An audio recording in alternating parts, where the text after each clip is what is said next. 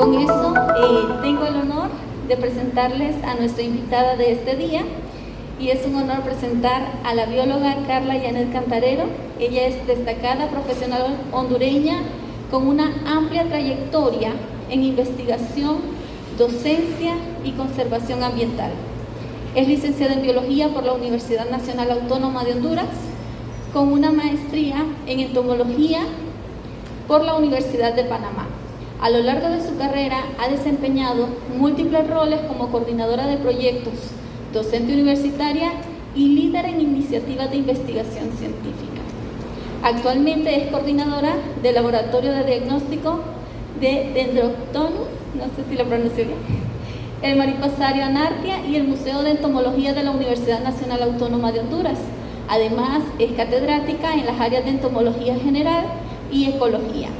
Ha representado a nuestro país a nivel internacional en convenios como CITES y ha participado en múltiples investigaciones sobre diversidad de entomología forense y sanidad forestal. Su compromiso con la ciencia y la docencia la posiciona como una figura clave en el fortalecimiento de la biología en Honduras. Jóvenes, yo sé que a veces es fácil distraerse, pero hoy es una oportunidad de aprender más sobre la biodiversidad de Honduras y sobre este proyecto que es el Museo de Entomología. Sin nada más que agregar, recibamos a la profesora Carla Cantarero.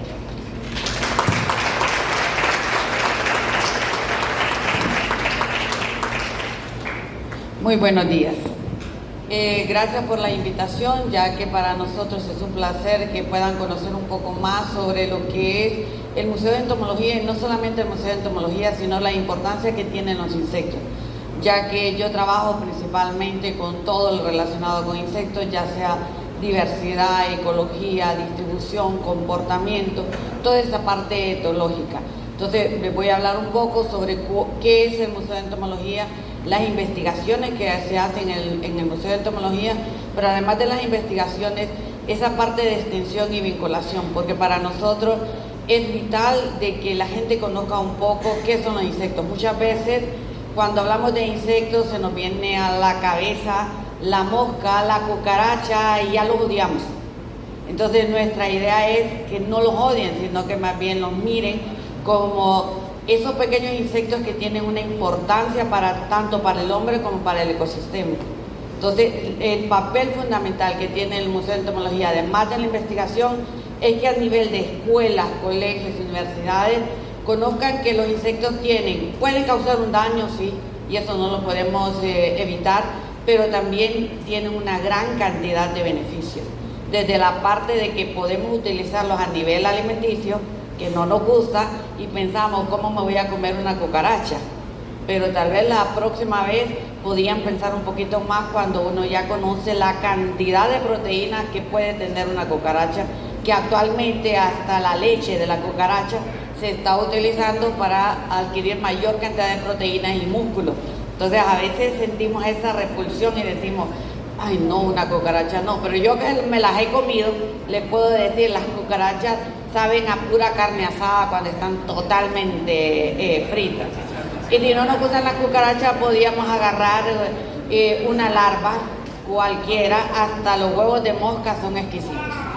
Lo que pasa es que muchas veces tenemos ese miedo y ese tabú que no nos gusta. Entonces, desde ahí nosotros partimos para que a nivel de todas las edades puedan ver la importancia que tienen los insectos. Y que no solamente piensen en la mosca o en la cucaracha que tanto odiamos, ¿verdad? De ahí eso no se puede quitar. Pero también la cucaracha sirve para muchas cosas, que tal vez en otra ocasión yo les podría contar un poco sobre la importancia que tienen los insectos a nivel alimenticio o a nivel médico, que a veces ni siquiera lo sabemos. Entonces, el Museo de Entomología, actualmente cuento con un personal que son diferentes técnicos del área de la biología, en el cual tenemos dos unidades, tanto el museo como también el Mariposario Anartia Universitaria. La idea de tener un museo es de que podamos contar con una colección científica. La colección científica tenemos insectos de todo el país, en el cual los estudiantes colectan, igual que todos los que son los profesores, vamos a diferentes departamentos del país y hacemos colecta de todos los insectos y ver cuál es la distribución, cuáles especies son nuevas y cuál es el comportamiento también que ellos tienen como distribución. Además de eso, también tenemos lo que son otros técnicos que trabajan conmigo y que también se dedican a la parte de investigación y la parte de lo que es vinculación. El museo fue fundado en 1985 y uno de los principales objetivos era que necesitábamos tener una colección científica. A partir de ahí, a través con estudiantes del Banco Atlántida y también de Rectoría, se empezó a llevar a cabo esa iniciativa de contar con una colecta científica. De ahí nació la idea de que no podía ser solamente una colección científica, sino que necesitábamos divulgar, necesitábamos hacer investigación. Y ahí es cuando ya directamente ya deja de ser solamente una colección científica, sino que pasa a ser un museo donde puede llegar la comunidad en general a conocer sobre qué son los insectos, cuál es la importancia, dónde están distribuidos, además de lo que hacemos investigación. Dentro de los objetivos tenemos impulsar el estudio científico por medio de las colectas. Por eso hacemos diferentes colectas al nivel de todo el año, bien para ver también cuál es el comportamiento, la distribución que pueden tener y cómo podría estar afectando, por ejemplo, actualmente lo que son el cambio climático a cada uno de estos insectos. Porque a pesar de que muchas veces nos dicen los insectos son infinitos y nunca van a desaparecer, ya muchas especies están siendo afectadas. Y eso son cosas que nosotros tenemos que ir investigando y viendo qué es lo que está pasando. Educar y concientizar sobre la importancia de los insectos. Para nosotros esta parte es vital, porque si empezamos a concientizar a la gente sobre cuál es la importancia de los insectos, ya lo dejan de ver y de pensar de que todos nos van a matar, que todos nos van a transmitir unas enfermedades y que hay que matarlos. ¿Por qué? En nuestras casas tenemos una diversidad de insectos y no nos damos cuenta. Por ejemplo, ustedes han visto en los baños que a veces hay unas mosquitas grises que andan siempre en los baños. Es una mosca que a veces ni siquiera y la pasamos desapercibida. O abrimos un libro y encontramos los piojos de los libros y ni cuenta nos damos que los libros tienen piojos. Y esos son los piojos de los libros. O tenemos un jardín y tenemos larvas, tenemos mariposas, tenemos escarabajos, más las pulgas que tienen los perros. O sea, ya vayan contando cuántos insectos van teniendo en lo que son en sus casas. Además de las moscas, las cucarachas, que ya sabemos que ustedes las quieren mucho. Y hay diferentes especies, tenemos grandes, tenemos pequeñas, o sea, diferentes especies de lo que son las cucarachas. Entonces, esta parte para nosotros es vital, lo que es concientizar a la población en general sobre la importancia que tiene.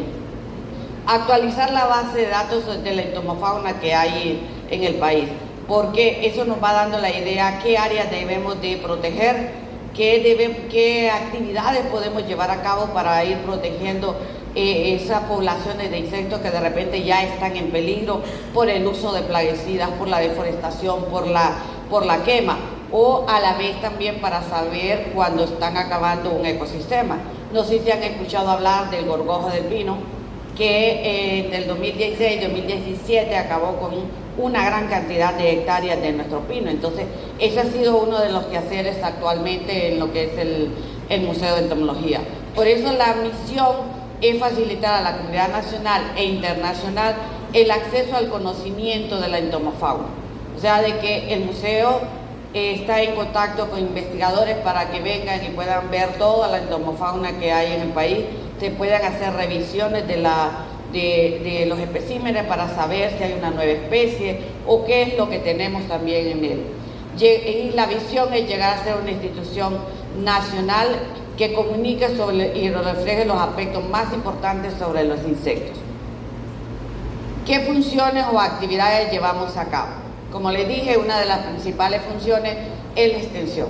Dentro de todo lo que es el museo tenemos dividido una parte donde todo lo que es la comunidad en general puede conocer sobre cuáles son las ventajas y cuáles son las desventajas de los insectos. porque conocemos las desventajas de que pueden afectar nuestros cultivos, de que pueden transmitirnos enfermedades, de que afectan nuestros bosques, pero muchas veces no sabemos cuáles son esos beneficios que nos pueden tener los insectos. Entonces ahí es cuando nosotros también nos llevamos a cabo con colegios, con universidades, diferentes instituciones que nos acompañan a que conozcan un poco tanto el museo como el mariposario. En el mariposario lo que tenemos es que son organismos vivos, para que además de que los miren en una caja, como tenemos ahí en la parte de atrás, a un estudiante de la carrera de biología que actualmente está haciendo ya su práctica para egresar, y también tenemos una de las voluntarias que está cursando todavía la carrera de biología. Allí ellos les van a poder explicar, si ustedes quieren conocer los insectos y todo, ahí tenemos diferentes cajas para que puedan ver los insectos y puedan ver la belleza que tenemos en el país, que muchas veces solo lo miramos en un video de Discovery o algo, pero para que puedan darse cuenta de la cantidad de insectos con que contamos. Ojalá que puedan pasar y puedan verlo, ¿verdad? Y conocer un poco más de cerca sobre ello. Entonces, con esto nosotros empezamos a enseñarles, por ejemplo, las larvas de mosca. Muchas veces los diabéticos, es difícil lo del pie diabético, de que si tienen una llaga no se puede curar. Y con las moscas es una de las mejores alternativas para curar llagas. Pero claro, la gente solo de pensar de que va a tener larvas de mosca en una herida, ya dicen, ay no, ¿cómo va a ser? Pero eso es lo mejor que hay, porque las moscas lo que hacen es que se comen todo el tejido muerto y dejan todo el tejido sano, además que liberan una sustancia como la penicilina. ¿Y quién podía creer entonces que las moscas las puede utilizar para eso? Imagínense que en la Segunda Guerra Mundial se encontró que los que quedaban heridos, de repente cuando les iban a traer, estaban totalmente sanos. Y empezaron a ver que las moscas liberaban penicilina. Entonces, para que vayan pensando de que también nos podemos utilizar a nivel medicinal.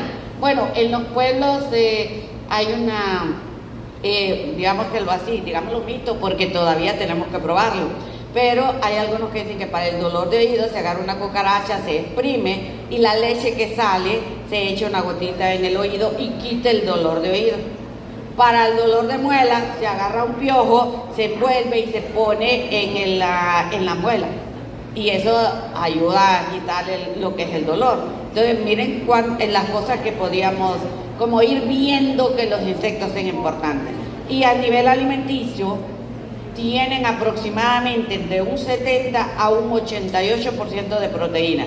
Ni siquiera la carne le puede llegar a los talones a los insectos en la cantidad de proteína, calcio, minerales, vitaminas que llegan a tener los insectos. O sea, de que vamos pensando de que en el futuro lo que vamos a comer son insectos. O sea que hay que ir ya practicando. Ahorita me hicieron caras así feas. Vamos a ver, ¿les gusta la salsa de tomate? Toda la salsa de tomate se ha encontrado que tiene proteína. ¿De dónde puede venir del tomate la proteína? De las larvas que se comen. O los frijoles. Vamos a ver, cuando limpian los frijoles nuestras mamás, o a veces los hombres también limpian los frijoles. Ajá, ¿qué le sacan a los frijoles? ¿Pero cuáles frijoles sacan? Los que están picados. Los que están picados ya no tienen la larva. Los que no están picados son los que tienen la larva. Entonces siempre que comen frijoles con carne, porque la larva está dentro del frijol. Entonces tendrían que abrir frijol por frijol para sacarle la larva. ¿Lo han hecho? No. Entonces lo que comemos son frijoles con carne. Ahora cuando les digan solo hay frijoles, no digan frijoles con carne, porque están comiendo proteína. Entonces se imaginan las cosas que de repente ni sabemos que los insectos nos podrían utilizar. Y si me quedo solo en beneficio, me quedaría solo ahí explicándoles sobre todo lo que podemos hacer. Además de eso, actualmente contamos con un laboratorio de diagnóstico.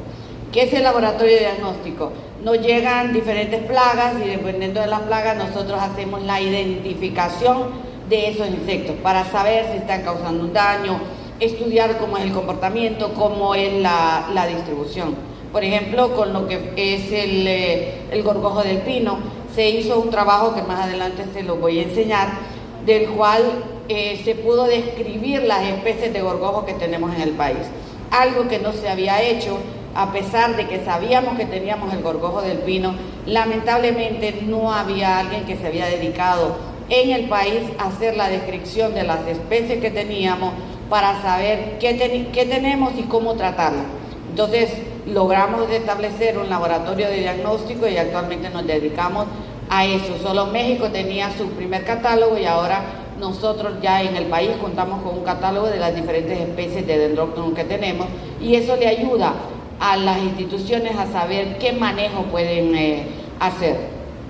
Además de eso tenemos lo que son divulgación, como estos talleres, como foros, ferias. Hacemos ferias ahorita, por ejemplo, estamos programando una feria, hacerla en el Mall El Dorado, donde la idea es ir a explicar y que la gente que llega a los moles no solamente llega a comprar, ¿verdad?, unos zapatos, una camisa o a tomarse el café, sino que llegan a conocer un poco sobre qué son los insectos. Y también que ya dejen de odiarlos y de matarlos, porque solo miramos un insecto y ahí dicen, y si es chiquito, es un bichito, así le dicen. Y si es un bichito hay que matarlo y ya vamos con la chancleta, ¿verdad?, atrás de eso a matarlo. Entonces la idea es que vayan conociendo un poco más sobre eso. Igual elaboramos material educativo para divulgación con esa misma idea, porque necesitamos de que puedan ver. Por ejemplo, ahí tenemos la feria gastronómica o la feria, en este caso, en el cual ustedes pueden ver ahí, ustedes pueden ver ahí, por ejemplo, miren, diferentes platillos elaborados a base de insectos. Hacemos arroz chino, hacemos pizza, hacemos hamburguesa, de todo elaborado con cucarachas, con larvas de tenebrio, con escarabajos, con hormigas, con abejas, de todo. Y a veces también probamos con otros organismos que no sean insectos, porque a veces también probamos con otros invertebrados. Por ejemplo, la lombriz de tierra. Uy, la hamburguesa de lombriz de tierra se la recomiendo. Vieran qué buena es. Lo que pasa es que no la han probado. Creo que vamos a tener que traer una feria para acá para que ustedes puedan probar todas las delicias que tienen a base de insectos. ¿Qué es lo que pasa? Realmente la comida depende del chef, ¿sí o no? Puede ser la mejor carne, si la prepara mal, está mal. Entonces ahí es cuando todos estos insectos, si los preparan bien, tienen un buen condimento, ustedes van a decir, qué rico sabe. Y entonces hacemos tanto postres como también salados.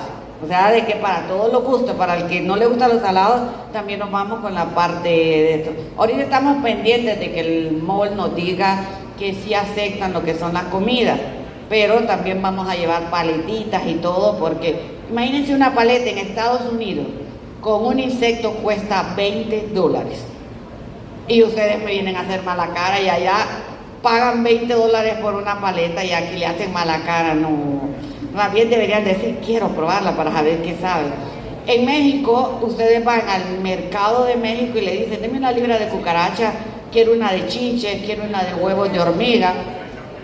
Uy, los chapulines son riquísimos, porque los chapulines saben entre camarón y como pollo, aunque depende del sabor. Y los que son, se les echa chile, uy, es mucho mejor.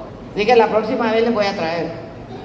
Igual, empezamos a hacer investigación desde la parte de lo que es entomología forense. ¿Por qué? Porque los insectos también son utilizados para esclarecer crímenes, para saber a dónde lo mataron, posiblemente cómo murió y cuáles fueron las causas de muerte. Entonces, a través de lo que son los insectos. Entonces, también hacemos diferentes tipos de investigaciones con la parte forense, con la parte de entomofauna y diversidad. Por ejemplo, hemos hecho investigación en lo que son los aeropuertos. Muchas veces pensamos que los aviones, ¿por qué caen muchos de los aviones o los accidentes que tienen los aviones? Por las aves. Pero ¿a qué llegan las aves a los aeropuertos? No a agarrarle el avión, ¿verdad?, para irse. ¿A qué creen que llegan? Principalmente a alimentarse. ¿Y de qué se alimentan? De insectos. Entonces tenemos que saber esa cadena trófica que hay, de cuántos insectos tengo ahí, cómo controlo los insectos para que no me lleguen las aves. Entonces a veces tenemos que ver esa diversidad, esa entomofauna que hay en determinado lugar. Igual a nivel forestal, ¿verdad? Que es lo que les decía, como por ejemplo las plagas, la moscasierra, el dendróctono, ¿sí? Que son los diferentes descortezadores o barrenadores que podíamos encontrar en todo lo que es el bosque. O por ejemplo la langosta, si han escuchado hablar de la langosta, que la langosta es un grillo que migra, y muchos de ellos cuando migran pueden atacar tanto bosque como pueden atacar también cultivos. Y eso en este caso es una gran cantidad de organismos que pueden llegar directamente a ellos. La parte agrícola, que es otra de las diferentes plagas que podrían afectar a lo que son nuestros cultivos, como repollo, tomate y todo. Y que a veces, muchas veces nos dicen, por ejemplo, en la parte agrícola se está utilizando demasiado los plaguicidas para controlar las plagas. Y ahí es cuando hay una gran contaminación. Estamos acabando con nuestras plagas, como por ejemplo las abejas. ¿Qué está pasando con las abejas? Las abejas están desapareciendo por los plaguicidas que se están utilizando a nivel agrícola. Y todavía no le hemos puesto atención a ese declive que se está dando en lo que son las abejas. Europa, por ejemplo, ya puso restricciones sobre el uso de plaguicidas.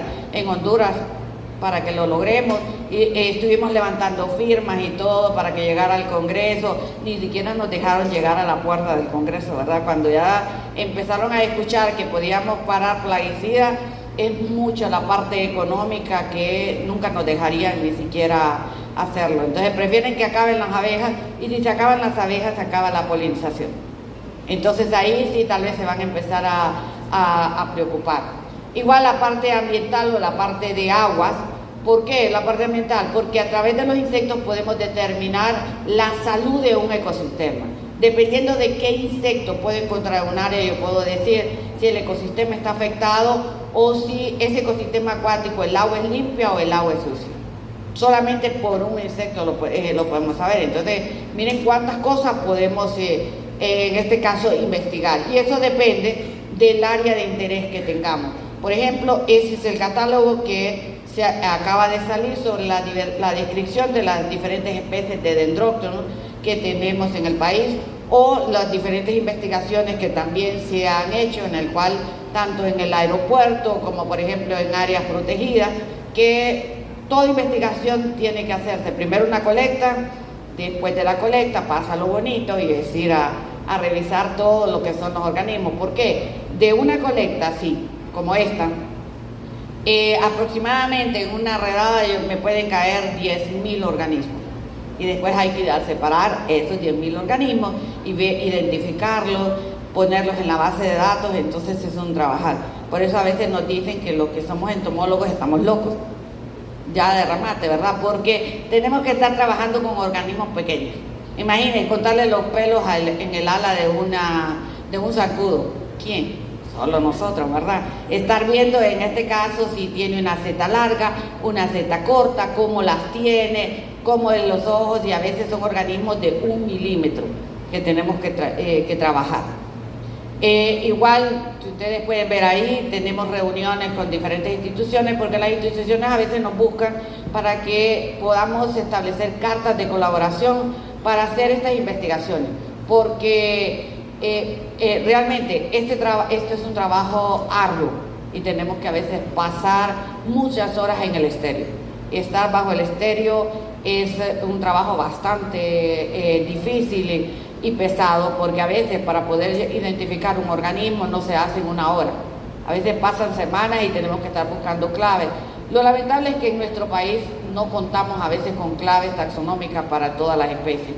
Entonces tenemos que estar estableciendo lazos con otras universidades a nivel internacional para poderlo hacer. Igual, si ustedes pueden ver ahí, llevamos a cabo ciclos de vida. ¿Qué son los ciclos de vida? Los ciclos de vida en este caso es que criamos cucarachas, pero no las cucarachas normales de las casas, sino las cucarachas que son las blaveros, que son de este tamaño, que me imagino que estas sí les van a gustar a ustedes.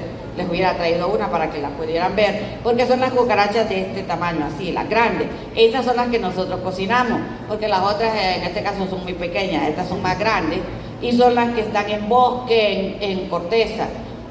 Por ejemplo, la Blaverus, hay gente que le gusta de mascota y andan con la cucaracha ahí y todo.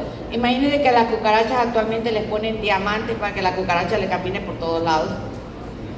Hay gente que le gusta como collar, entonces es una de las cosas que se están haciendo. Entonces tenemos lo que son los ciclos de vida, en el cual creamos cucarachas, creamos tenebrios, creamos otros tipos de escarabajos para poder hacer paletas, para poder hacer dulces, postres y empezarlos a vender. ¿Por qué? Porque la mayoría de las comidas no es que nos vamos a recoger a la alcantarilla las cucarachas, ¿va? No van a pensar eso. Las empezamos a crear, llevamos a cabo los ciclos y cuando ya están, en este caso ya libretos y ya tenemos una buena producción, empezamos a elaborarlo. Claro, pero imagínense los chinos. Los chinos tienen aproximadamente cuarto de este tamaño donde producen 100.000 cucarachas por semana. ¿Se pueden imaginar 100.000 cucarachas por semana?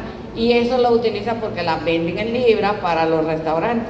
Ahí en los chinos donde nos gusta comer, ahí van las cucarachas, así que ni cuenta se dan como van deshechas y todo, y hacen la sopita a base de cucarachas, entonces ni se dan cuenta de eso. Igual estamos creando lo que son mariposas, porque la idea es llevar a cabo los ciclos de las mariposas para empezar a producir mariposas y liberarlas en los lugares donde ya tenemos declive de poblaciones de mariposas. Entonces la idea de que el mariposario es empezar a crear las mariposas cuando ya tenemos población, entonces se liberan las mariposas y de esta forma mantener un equilibrio en estos lugares. Que este trabajo también es arduo porque hay que estarlas viendo todos los días, es como tener un hijo. ¿Y qué pasa con los hijos? Todos los días comen, todos los días hay que darle dinero para que vayan al cine, todos los días hay que darle dinero para los materiales de la universidad, ¿verdad que sí? Lo mismo es ahí, hay que estarle poniendo agua, limpiándoles las aguas, dándoles de comer y estar pendiente todo el día. Entonces se imaginan tener aproximadamente, por ejemplo en los tenebrios tenemos como 10.000 tenebrios. Estarlos cuidando es bastante el trabajo que se lleva a cabo. Además de eso también se hacen investigaciones con los estudiantes que están en práctica, porque a veces cada uno tiene como diferentes intereses. Entonces tenemos que apoyar, si de repente uno va para agrícola, otro va para abejas, otro va para la parte forestal, dependiendo de qué es lo que ellos están haciendo. Entonces ahí pueden ver, por ejemplo, cuando ya las mariposas están en pupa o cuando andamos haciendo capturas de mariposas para después liberarlas y poder ver que ellas logren poner huevos y protegerlos. Porque la idea es eso, protegerlos. ¿Qué pasa? Hay muchas áreas verdes, pero el problema es que como están chapeando a cada rato, entonces ahí dejan caer los huevos, matan los huevos.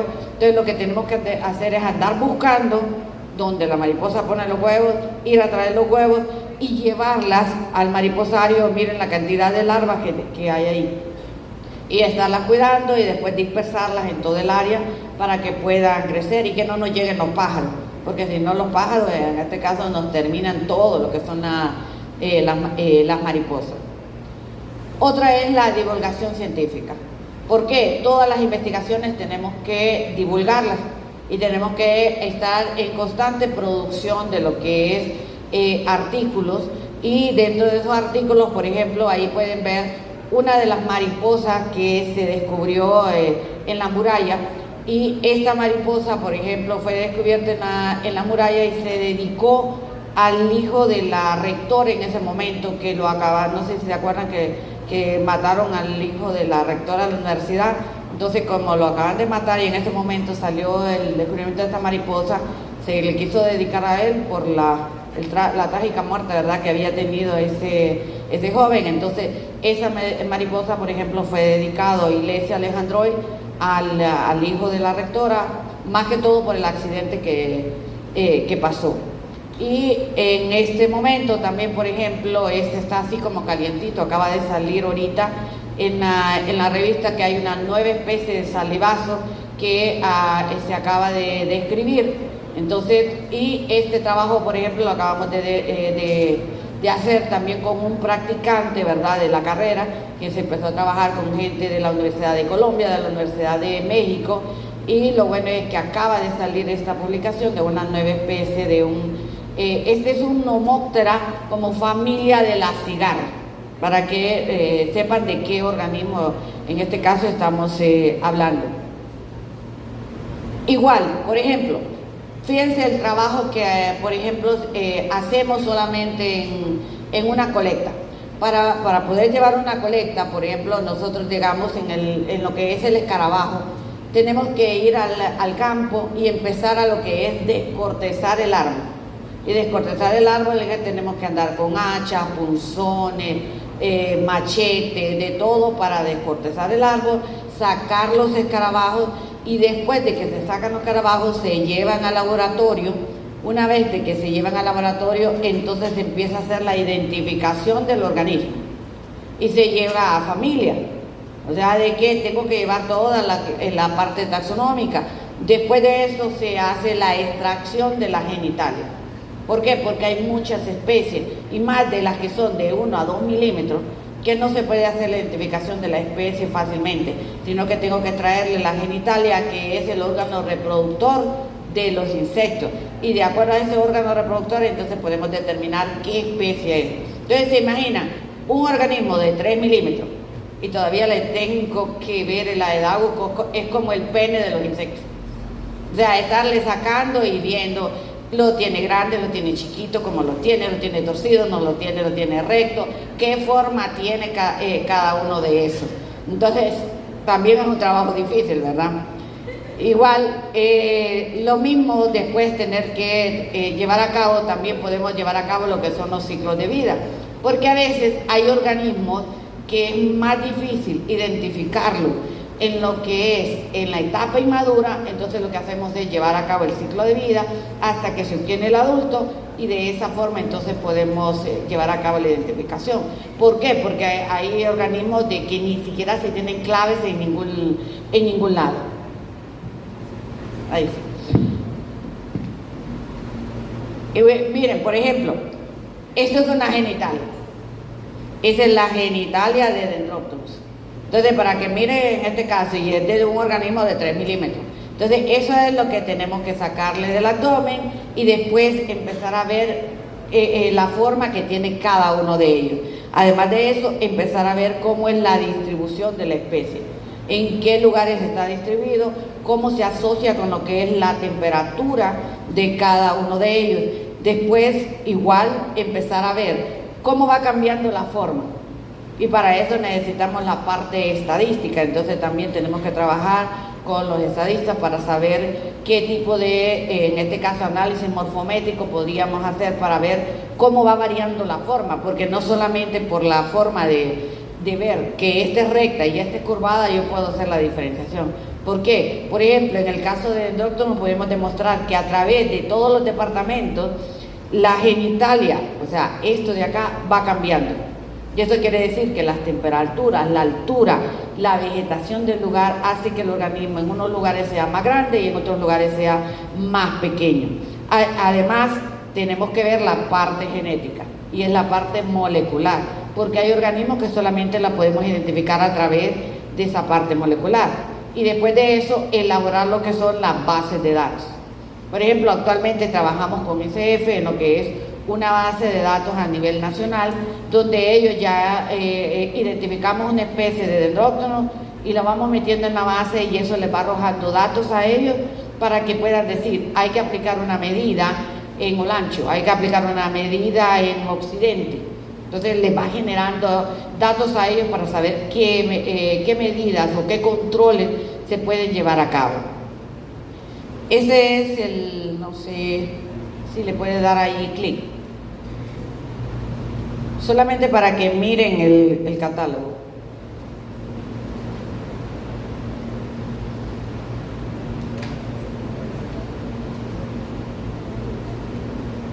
Vamos a ver si da, porque como costó en descargar ahí, no sé si da. Creo que no da, ¿verdad?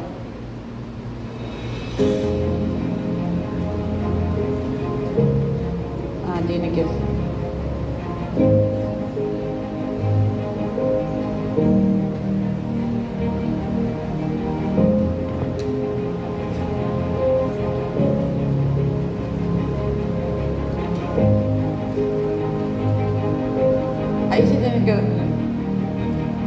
no le puedo dar, creo que de ahí le tienen que dar clic. Ahí donde está la flechita. Por ejemplo, ese es el catálogo que se hizo sobre las diferentes especies de dendróctonos en el país, que es lo que les decía. Antes solo existía un catálogo y trabajábamos con el de México. Ahora ya tenemos un catálogo de las diferentes especies de dendróctonos que hay en todo lo que es a nivel nacional. Para esto se tuvieron que poner trampas en todo el país, y ahí es cuando tenemos que tomar hasta fotografías de cada uno de ellos, de las diferentes especies con la cual tenemos. Entonces ya sabemos qué especies son, cuál es el tamaño, cómo variando el tamaño, en qué lugares se encuentran. Entonces esto es uno de los documentos muy importantes que actualmente tenemos, más que todo para el manejo de lo que es dendróctono. Además de la base molecular, que se tuvo que también ir a México a trabajar todo lo que fue la base molecular de ellos. Ya, si quieres, si pasa la presentación.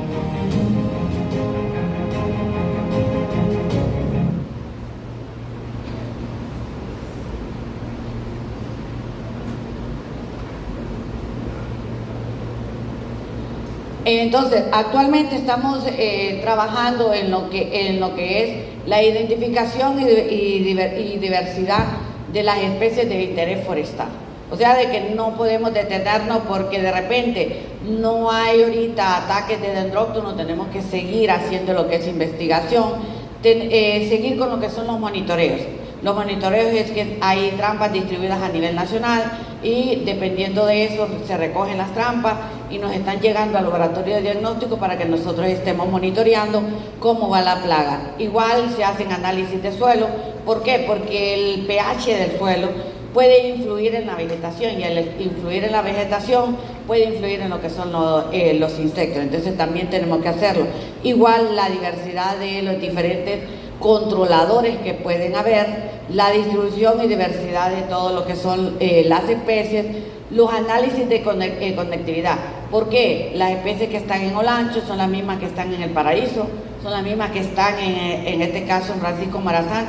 Tenemos que establecer cuál es esa conectividad que hay y la correlación que se da entre las especies y el cambio climático. Por ejemplo, si usted puede ver ahí, este es el organismo y ese organismo solo mide 1 milímetro. Ese es el dendróctono, que esto lo traje porque es importante conocerlo porque dendróctono es una de las especies que afecta todo nuestro bosque. ¿Y qué es lo que más tenemos en el país? Pinos. Y los pinos están siendo afectados por lo que es dendróctono. Cada vez de que hay una temporada de calor, después viene la lluvia, se espera que después viene dendróctono. Aproximadamente esta plaga es cíclica. Entonces, ¿qué significa? Que cada 5 años hay un brote de dendróctonos. Entonces estamos ahorita como a la espera de que vuelva a haber un brote y vuelvan a haber pérdidas en lo que son nuestros bosques. Entonces la idea es conocer un poco de quién es dendróctono, cómo está distribuido, que si ustedes se fijan viene desde lo que era Estados Unidos hasta Sudamérica y empezó a atacar todo lo que fue nuestro país. Y dentro de eso, todo lo que es un escarabajo está dividido en lo que es cabeza, tórax y abdomen. Y son las características que nosotros tenemos que utilizar para poder identificarlo a ellos. El tipo de antena, la forma del pronotum, lo que es el tipo de ojo que tienen que presentar, cuáles son las características que llegan a tener. Solamente voy a ir rápido para que lo puedan ver. Miren la forma en que va cambiando la cabeza o la forma que tiene la antena. Esas setas que ustedes miran aquí, por ejemplo, nosotros tenemos que contarlas y empezar a ver cómo son, qué color tienen. Entonces es difícil a veces ese tipo de trabajo.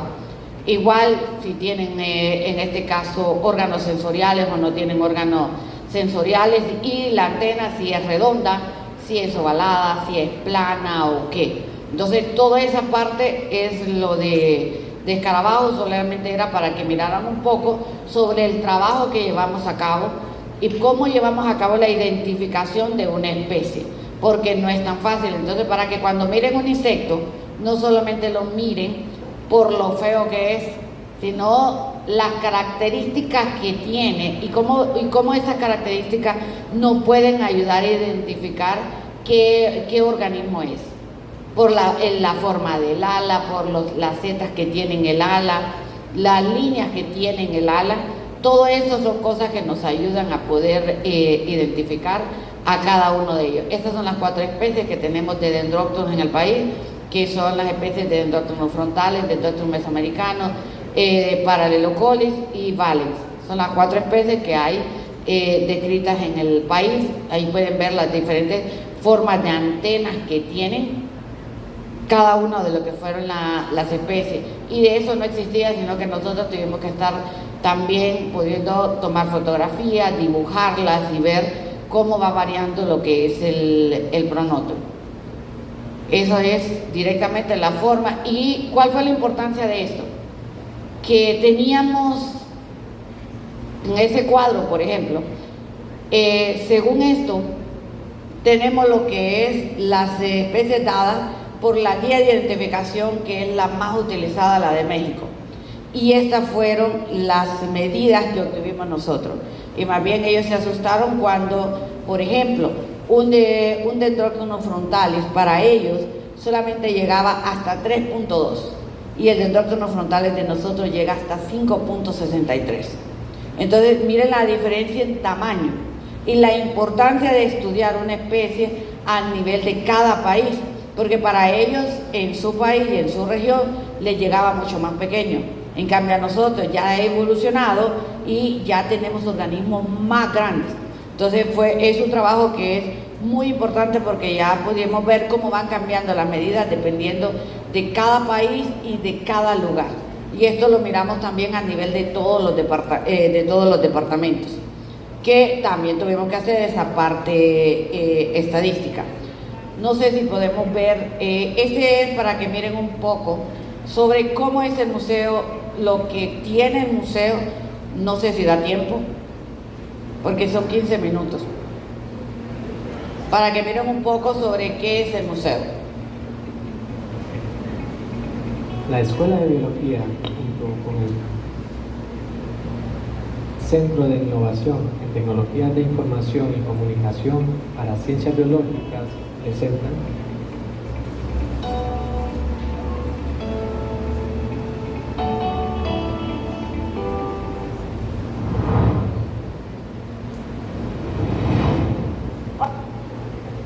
Hola a todos, mi nombre es Carla Cantarero y vengo a hablarles del Museo de Entomología y las maravillas que podemos encontrar en él. El Museo de Entomología fue fundado por el Departamento de Biología en el año de 1985, con el apoyo de estudiantes y profesores de la carrera de Biología, principalmente con el apoyo de la doctora Mirna Marín, y el financiamiento de la Rectoría de la Universidad Nacional Autónoma de Honduras y el Banco Atlántico. El Museo de Entomología es una de las unidades de investigación que pertenecen a la Escuela de Biología de la Facultad de Ciencias, cuyos objetivos principales son realizar investigación y colecta de insectos en los diferentes ecosistemas a nivel nacional. Además, educar y concientizar a la población en general sobre la importancia de los insectos y de igual forma los beneficios y desventajas que estos nos brindan al ser humano.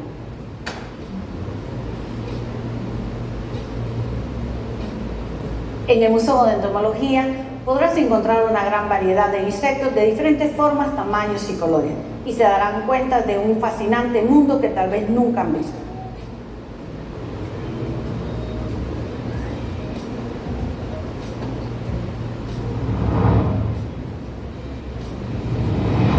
Algunas de las características que tienen los insectos que los diferencian de los demás invertebrados es que ellos tienen cabeza, tórax, abdomen, tienen 2 antenas, 6 patas, 4 alas, como las mariposas y las abejas. Otros no tienen alas, como las hormigas, y algunas solo tienen 2 alas, como las moscas y los mosquitos. Ahora, ¿qué pasa con las garrapatas, arañas y escorpiones que tienen 8 patas? Estos no son insectos, ya que sus características son muy diferentes. Estos pertenecen al grupo de los arácnidos, en donde solo tienen 2 partes en su cuerpo, cabeza fusionada con el tórax, llamado cefalotórax, y el abdomen. No tienen antenas ni alas. ¿Qué pasa con aquellos invertebrados que tienen más de 6 patas? Todos ellos pertenecen al mismo filo, pero se separan de acuerdo al número de patas que presentan. Por ejemplo, las arañas, garrapatas y escorpiones tienen 8 patas. Los miriápodos, como los 100 pies y 1000 pies, tienen de 15 a 30 pares de patas. Y la clase insecta, del cual estamos hablando hoy, solo presenta 6 patas. Otra característica muy importante de los insectos es que sufren metamorfosis. La metamorfosis es el proceso de desarrollo y crecimiento que van pasando los insectos hasta llegar a su fase adulta. En los insectos encontramos 2 tipos de metamorfosis. Tenemos la metamorfosis completa u holometábula, en donde el organismo juvenil va a ser muy diferente al organismo adulto. Tiene diferentes etapas. Primero está la etapa de huevo, después sigue con la oruga, después pasa a ser lo que es una pupa o crisálida para llegar a formar lo que es un organismo adulto. En cuanto a la metamorfosis incompleta, podemos observar que es muy diferente a la anterior, ya que el organismo juvenil va a ser muy similar al organismo adulto. Tiene diferentes etapas, está la etapa de huevo, la etapa ninfal y la etapa de adulto. Sé que has visto que hay una gran variedad de insectos. Tenemos grillos, moscas y cucarachas o mariposas. Cada uno de ellos se encuentra dentro de lo que son filos, subfilos y órdenes. Dentro de la clase insecta tenemos entre 30 a 33 órdenes. Hoy trataremos de describir algunos de... Bueno, como es muy largo, entonces solamente era para que conocieran un poco sobre qué damos. Dentro de todo lo que es el museo, la idea es que ellos puedan ver primero qué son los insectos. Porque a veces confundimos a una garrapata, a un ácaro, a un escorpión con un insecto. Como todo lo que es chiquito es un bicho y todo lo que es bicho es un insecto, ¿verdad? Según lo que nosotros tenemos. Entonces la idea es que puedan conocer un poco sobre quién realmente es un insecto.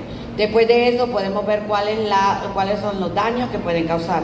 ¿Por qué? Porque hay muchos que provocan enfermedades, como que la del Chagas, ¿verdad? La chinche picuda, que ustedes conocen, la chinche picuda es la chinche besucona, que también recibe. ¿Por qué se le llama besucona?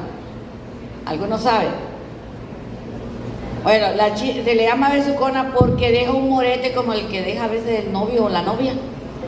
Así la igualito, ¿verdad? Que si usted de repente encontró una chinche en su cama o en su cuarto y tiene un morete y no fue el novio ni la novia, fue la chinche.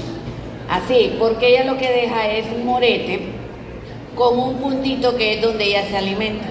Entonces esas cosas son importantes porque a veces tienen morete y no le toman importancia. Entonces les empezamos a enseñar a la gente cómo, cuando encuentren una chinche, no es agarrarla y destriparla. Lo primero que tienen que hacer es tratar de agarrarla, meterla en un frasco y llevarla a identificar. Una vez que usted la destripa, así, no podemos hacer nada. ¿Por qué? Viva es que uno puede saber si tiene la enfermedad o no tiene la enfermedad. Y si no, solo tiene que esperar entonces 20 años a que se muera usted y entonces así vamos a saber de que tenía la enfermedad. ¿Cuál es lo malo? De que la enfermedad del Chagas no se puede ver inmediato. Tienen que hacerse un examen, estar esperando que se le desarrolle y a veces pueden pasar años a que se le desarrolle lo que es la enfermedad. Entonces la mejor forma es, lo primero es, si encuentro una chinche, revisarme, tengo un morete o no tengo un morete, y dependiendo de eso, ya saben, si no fue el novio o la novia, entonces fue la chinche, que eso es lo que tienen que ver, porque se mira exactamente igual como se mira ese morete, por eso le llaman chinche besucona. Y esa es directamente lo que es la del Chagas, pero también tenemos la leishmaniasis, tenemos la malaria, tenemos el dengue, ¿verdad? Que es lo más común que actualmente estamos viendo. A nivel médico, a nivel forestal, tenemos las que provocan, los que causan daños en las hojas, a nivel de corteza, a nivel de raíz. Por ejemplo, ¿quién no ha escuchado hablar de la gallina ciega? ¿Han oído hablar de la gallina ciega que se alimenta de las raíces, en la papa y todo, y que a veces llega a nuestra casa, que es el ronrón que anda pegando arriba en el techo, en las paredes y todo, porque son atraídos principalmente por lo que es la luz? Entonces esas cosas son las que le explicamos. De ahí nos vamos a los beneficios, que son los estercoleros, por ejemplo. Los insectos estercoleros sirven para, lo que ellos hacen es, cuando el ganado tira sus heces, hace una bolita de estiércol, y el macho y la hembra hacen la bolita, ponen el huevo dentro y se desarrolla dentro de la bolita de estiércol. Esa bolita de estiércol la entierran, entonces a nosotros nos sirve porque están abonando el suelo y a ellos les sirve de alimentación. Entonces ahora cuando miramos más bien esos escarabajos hay que mantenerlos porque están abonando lo que es el suelo. Igual como les dije, la parte médica, la parte de salud, la parte forestal o lo que son las abejas. Por ejemplo, las abejas, la apiterapia. ¿Han escuchado hablar de la apiterapia? La apiterapia es las abejas que sirven para curar enfermedades. Si usted tiene artritis, encefalitis, dolor articular o cualquiera de esos, entonces lo que se hace es que se agarra a la abeja y se le pegan aguijonazos en la espalda. Entonces aproximadamente son 10 aguijones por semana y eso le empieza a curar lo que es la artritis. Lo único hay que tener cuidado de que no le dé alergia. Si es alérgico no se puede el tratamiento, pero es lo mejor que hay para la artritis. En Argentina y en Brasil ya lo están utilizando. Aquí solamente estamos como que tratando de ver si se puede implementar, más que todo a nivel de lo que son los apicultores. Entonces no sé si hay alguna pregunta o algo.